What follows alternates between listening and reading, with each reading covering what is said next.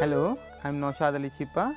This is block printed factory in the Pipar City, 1 hour from Jodhpur.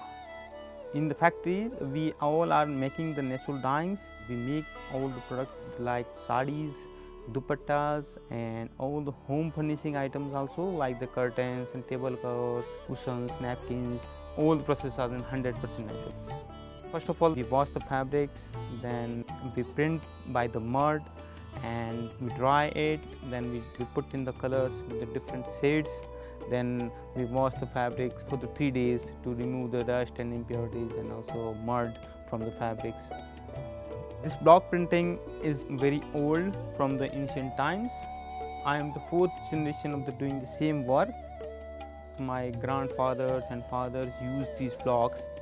These blocks are 150 years old, and we have also a new blocks with the new designs and new patterns.